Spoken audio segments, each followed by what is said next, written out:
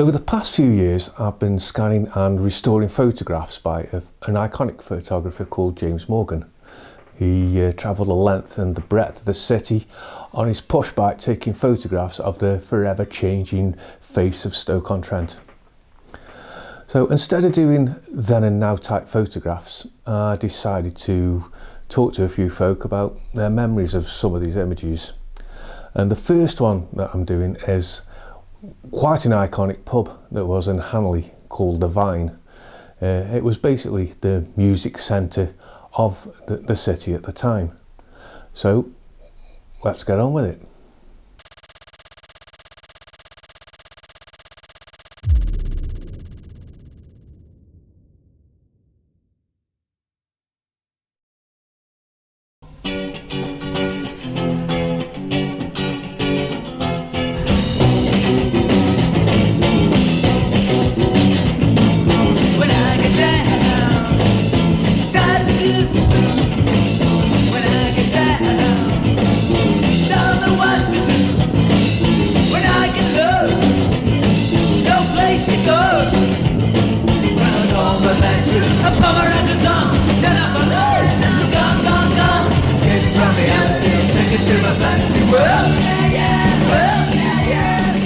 I can't honestly remember why I first went to the Vine. I think it was probably because some friends of mine were already there. I reckon we started going on the Vine in 81. The Vine must have been like 1981. I think about perhaps 82. And we just started playing there.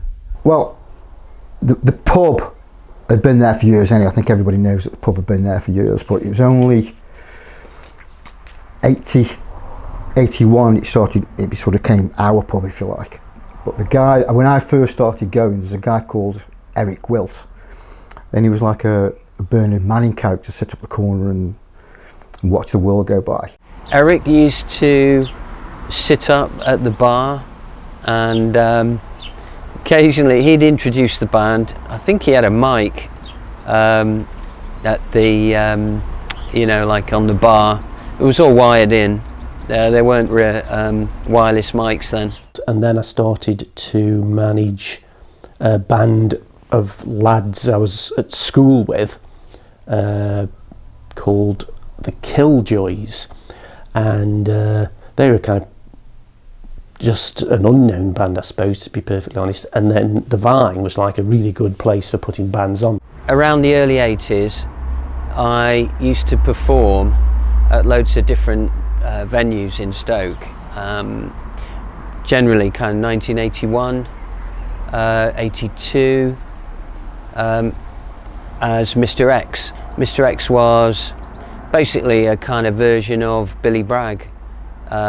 Poems, songs, sort of commenting on life, around the 80s. Kind of funny poems intended to make people laugh. And then we met these other bands, the Lemmings being one of them, with John Blake and Phil Blake, Kenny Beckett on drums, the late Ken Beckett on drums, and the late Phil Blake, and Greg. And they were a bit like, they all had proper gear. They had Gretsch guitars and Vox AC30s and things like that. But they were so badly out of tune and they were so rough and ready. But the tunes that they played were really catchy and they were just great.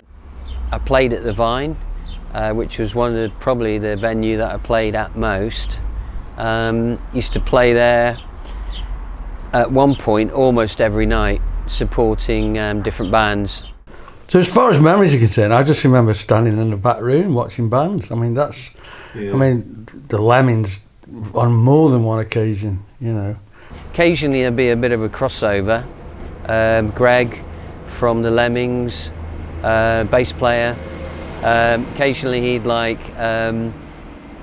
invade my gig. And then from there, got to know the guys out the Lemmings and started sort of promoting them, pushing them a bit, and only kind of locally, you know. But in the end, the Killjoys signed for Clay Records, and I had a single out on Clay Records. But yeah, it was like a club for people who didn't go to clubs, really. Plastic Idols, Killjoys, Batwing Chaps. Yeah, and the jukebox was infamous. Everybody had their single on the jukebox, but they had different names.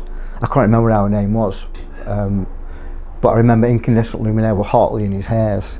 So if you wanted that Incandescent Luminaire thing, that's what you had to push in, Hartley in his hairs. It was like a proper old boozy.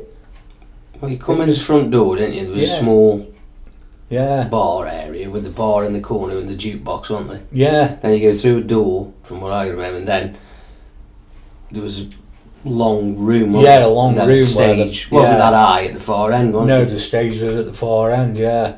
The thing what made the Vine different was the band room was a totally separate room. So you'd walk into the pub, pool table on your right and the bar in front of it, and to get to the band room, you go through the door, and then you go into the band room at the back. So it was more like, you call it a pub, but it's more like a venue pub, if you like, because you had to got this venue at the back room. It was great fun. It was in the back room of the Vine. Basically, I don't think anyone particularly went in the front room, or if the band was terrible, you maybe wanted to escape into the front room. It was kind of like a proper pub. It was the sort of pub you could kind of spit on the floor in. Did they have them old fishing nets draped from the ceiling? Yeah. With the like glass balls in them. I think that was to add to the lighting effect, like, you know. It was kind of grubby, but that didn't matter, you know. And it had. I don't think really it had been modernised, sort of ever. I think it'd been decorated. It was always kind of dark. There was a PA there the whole time. I seem to remember a house PA. So basically, people could just turn up with their amps and their guitars and plug in and play. Some people, I don't think the PA was brilliant, but some bands brought their own PA just to get a better sound. And the good thing about where it was as well, because it was right next door to the Vicky Hall, so you got the Vicky Hall, so anytime the bands came, people would go in the pub and then they'd go and watch the band at the Vicky Hall, or then they'd come back after and go to the Vine after. And then there was Chico's over the road. So when they left the Vine, they'd go to Chico's over the road. So it was that sort of indie, punky, gothy type of a thing, and it suited the Vine great. You know, the Vine just worked out really well for it. Toilets were still outside there, weren't they? Toilets were still outside, and there was piercing going on, wasn't there? Yeah. In one of the toilets, yeah. With the landlord's consent. Yeah. Yeah, you'd walk in the loo and somebody was having their ear pierced in there, and, you know. I got it in my mind that there was no roof on the toilets. But I asked Willie the other night, he said, yeah, there was. Would you think it was a slum? I said, yeah, it was, yeah. But it was across the courtyard, so if you wanted to go to the toilet, you had to go across the toilet and get completely soaked if it rained. And the ladies as well, the ladies was there as well. But that's what it was in the 1920s or 1930s when it was built. The big bands, there was like Chelsea, Razorhead, Brazy Wheels. Brazy played there, Wheels, didn't Verulas. And then there was a lot of local bands. Yeah, we Vatien. Vatien. Well was in. What tended to happen at the Vine, if I remember rightly, was bands, like local bands like Vatien. So you've got like Welby. I mean, he was a complete character.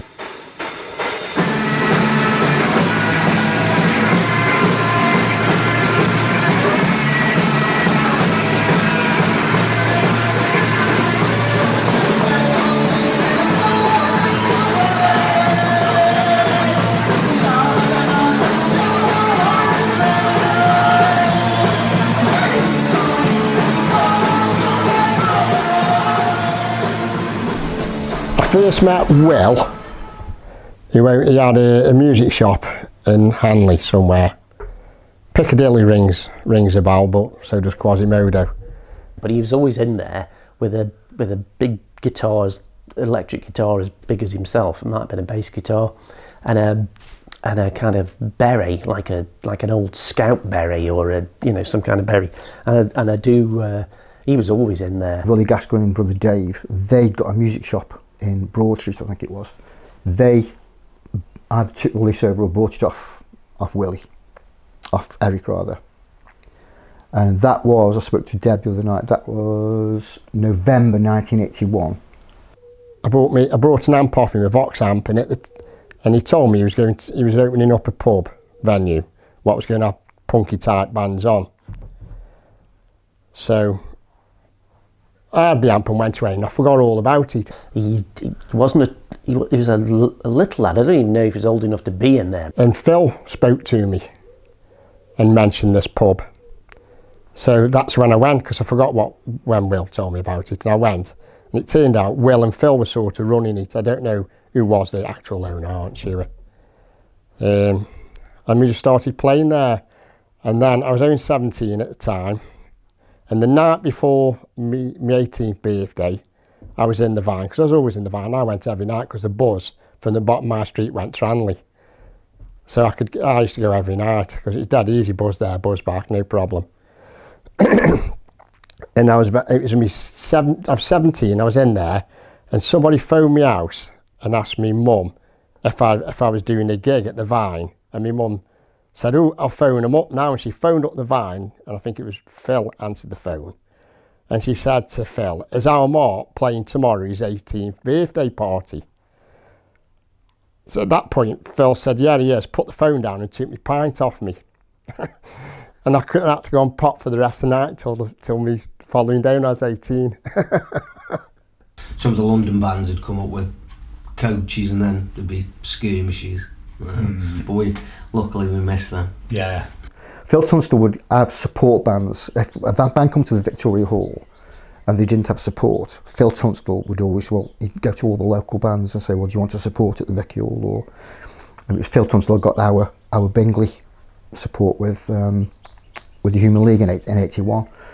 So Phil would always do that for bands. So there was a punk band called Chelsea came, quite a well-known punk band from, I think they were from Dagenham or somewhere over there somewhere. And Phil Tunstall asked the Lemmings if they'd support. So yeah, they'd love to.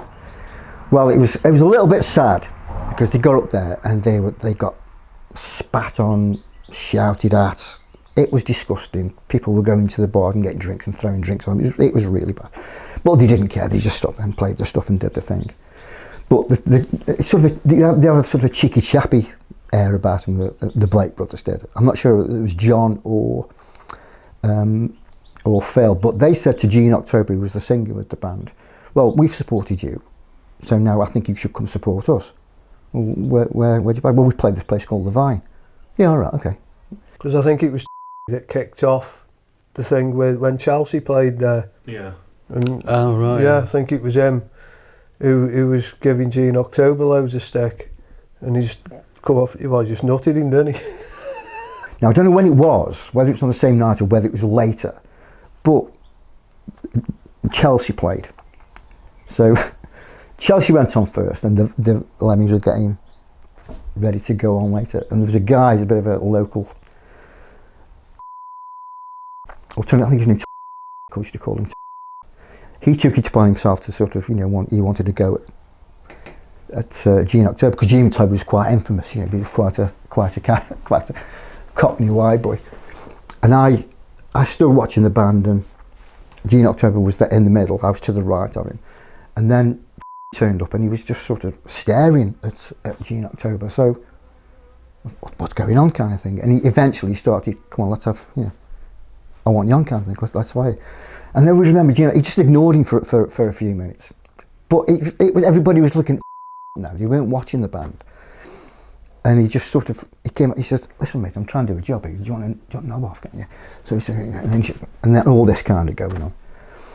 And there must have come a point where Gene October thought, "That's it, I've had enough." And it was one of the fastest things I've ever seen. He just threw the microphone stand away, launched it, gave him a right good pasting. The band was still playing. It's on the floor in pieces, and Gene October just got up and carried on singing. And left the room with his head in his hands and his tail up his backside, you know. And I never saw him again. He didn't sort of frequent the establishment that much after that. It's probably the last time I went there. We weren't interested in the band in the back room. The band was called Eraserhead.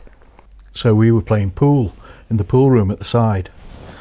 And the band in the back room had brought with them, if I remember rightly, about 2 coachloads of fans. Skinheads, which was kind of an interesting recipe. The band turned up in a little minibus, and they started getting the stuff out, and there's a few people with them, and then another bus turned up, another little minibus turned up. This was the unofficial bus. And we were playing pool in the side room, not really taking any notice. It must have been absolutely rammed in that back room. And these 2 lads came out of the back, and I had a word. He said he was in charge. He was the gaffer. Well, Willie said it's me.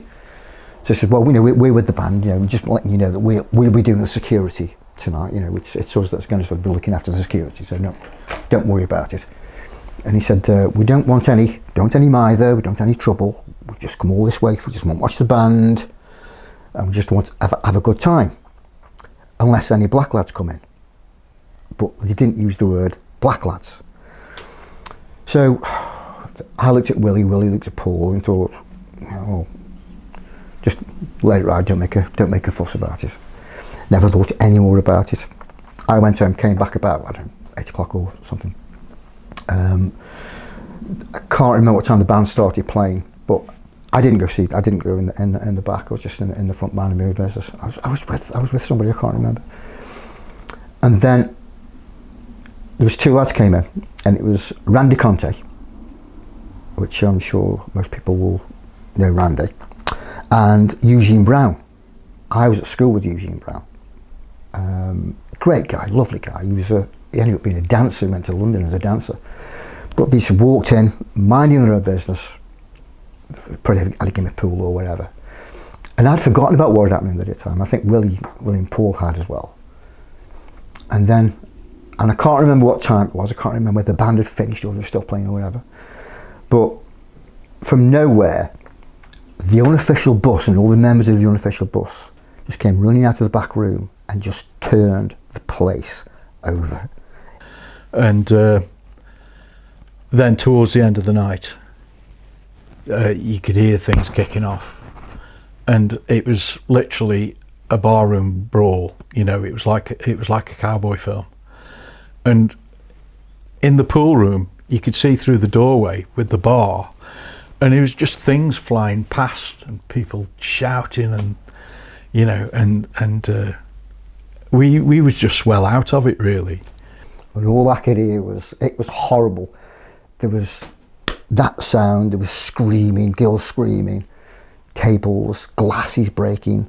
I think a window went through somewhere. I don't think it was the main window because it was a big window. But it was tragic. It was just horrible. And it only lasted 10 minutes if that. But it was a crazy time, and I think Paul Willis had a really good time with his soda siphon. But I think it was more than that, and you know, it's got quite serious, and the police only had to come up the car park, and they descended on the place, and so we hid what we had to hide, and sort of got out of the place. Later on, a few months later, they actually, Willie had to go to, I think Willie went to court because they found these guys. I think it was the official bus must have dobbed them in because none of the Vine clientele would have known who these were. But they found them, they got them, and they made them come back to Stoke to go to court and, you know, answer for the wicked deeds kind of thing. And Willie said, he said when they turned up, he said you wouldn't have believed it was the same lads. there was doctors and dentists and solicitors and stuff, and they'd all rain and done the ties and got their hair back and had a shave and all kinds of something. He says you wouldn't believe the same bunch. And then a couple of occasions when we were with some bigger lads, were you with us? We decided it was a great idea, walk to the Vine via the Black Horse. So we used to walk down to the Black Horse, and then we used to have to run to the Vine because all the bikers were outside, and they didn't take too kindly to us. But once you were in the Vine and you shut the doors, you knew that was it, you were safe. I got arrested in Woolworths. No, Lewis's. There'd been some punks fighting in there, and I was going through with this girl Julie, I think it was with her, and we were in Lewis's, and I got arrested because I was a punk and I wasn't in the fight. There'd been a fight with some of the like security guards in Lewis's, so I got arrested and I got put in the cells. I was in there most of the day, and anyway. Apparently that was why it got shut down once. It's apparently all the leading. Oh no, it was to do with the road, wasn't it? No, I mean with the police, what's it, you know. Oh, I see, but then it got taken over by another pub. I was in there most of the day in the cells, and then I heard the footsteps come down the corridor, Hanley cells, and the little trap door and the door opened, and somebody looked at me, and then they walked off.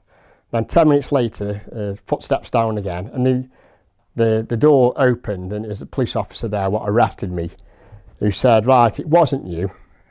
I said, well, I told you it wasn't me, I'm not a fighter. And he said, so you're free to go. And I was saying, well, I've been in here for hours, you know, you just can't slap me out like this. He says, I'll give you a lift home. I said, all right, then I'll have a lift home. And from the police station to the Vine, he just dropped me off outside and said, you live here? I said, no, I just go here a lot. We always used to love going in the Vine deck, but there was one time we shouldn't have gone in the Vine, isn't there? When was that? When we did? When we played Vicky Hall. We went in the Vine first and we stayed in the Vine, and then we just walked across the car park to Vicky Hall, did the gig, he fell off the stage and couldn't get back on. We were pissed. Yeah, they pulled the plug on us, didn't they? That was Cry Havoc, that was. Cry Havoc, So the one time we got to play where all the great bands played, we were pissed. Well, we used to practice there every Sunday, and so that was Sunday afternoons, and we never got a lot done, really. We used to waste our time. We used to waste a lot of time, you know. I wouldn't say we were clueless, but we I suppose the time, we did waste the time, you know, when we should have been using it. But we managed to get the sets together, and a lot of the songs that we must have come out with were done there, must have been, but I can't really remember. When Tez left Discharge, I got to know Tez really well, and because I was working at R&B Music at the time, and Tez used to come in every day, and then we just got to be friends, and then I used to go down his house and we just started messing about with guitars and stuff. And then something went on where his brother left, and then the three of us plus Rob, who's with Zip Style now, we formed Broken Bones Mark 1.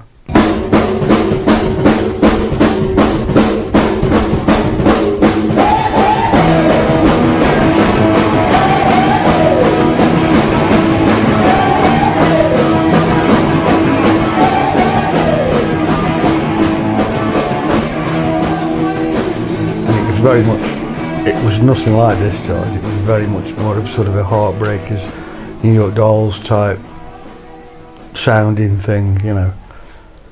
Well, that was good while it lasted, but then we did the first gig at the Vine, and it was rammed, obviously, and just on Discharge's reputation, really, certainly not mine.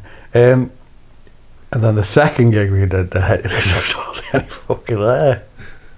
So it just failed then.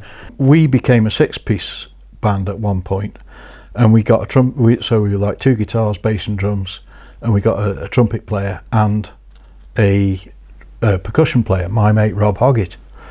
And he got fed up with us after a while. He wanted to go back to proper drums, and so he formed a band with a guy called Keith Hammersley. His brother called Paul plays bass, and so Rob Hoggett was on drums, and there were 2 vocalists, Nick and a girl on vocals, and they played one night at the Vine. This is Learning to Speak now, and she was there prancing away at the front of the stage and singing, and gradually Nick has started to just slip down, just edge down, and before long she was like singing with the knickers around her ankles, totally by accident, you know. It was just no. She had us believe it was accidental, but we don't think so. Well, we become more or less for a number of months. We become like the resident band at the Vine. It was a gig a week or one every couple of weeks. That was a good local scene, wasn't it? Yeah. Like you say, you get all your friends coming up and that's it. Yeah, and we'd approached Clay Records, but they'd already got Discharge, and they'd just taken on GBH as well. So he'd got like his good stable of punk bands. So there was a company, Bullet Records in Stafford, who showed an interest.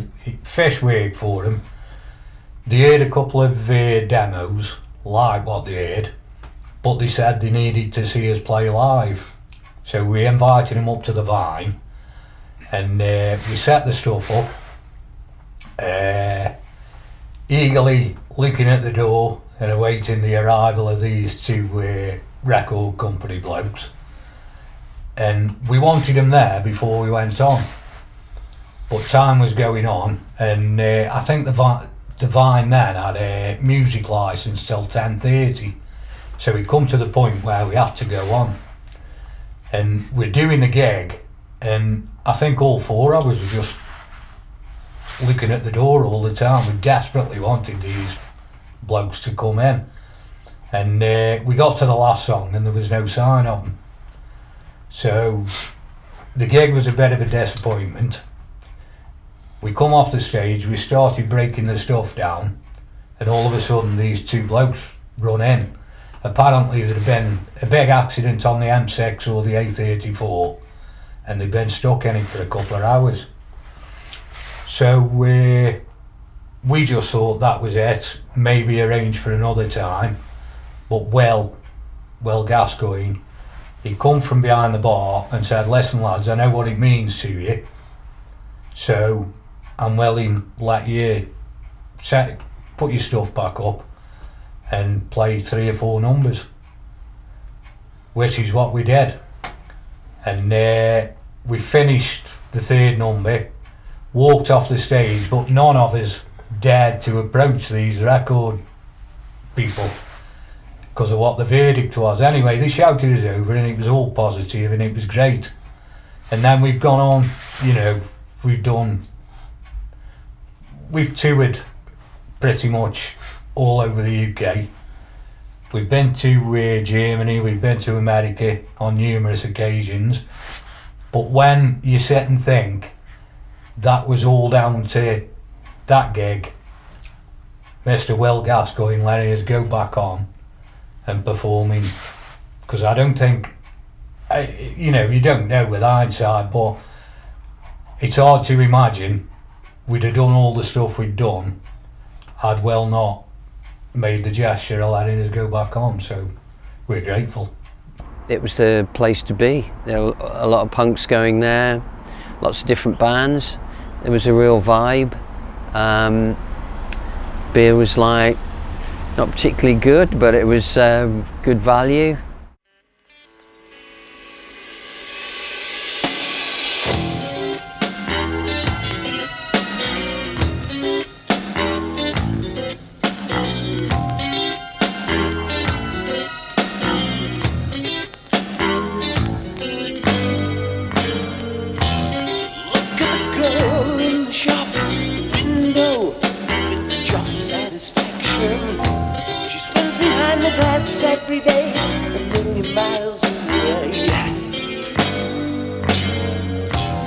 Lauren McCall looks at me through the screen, and Kenneth Moore runs up and spoils it all.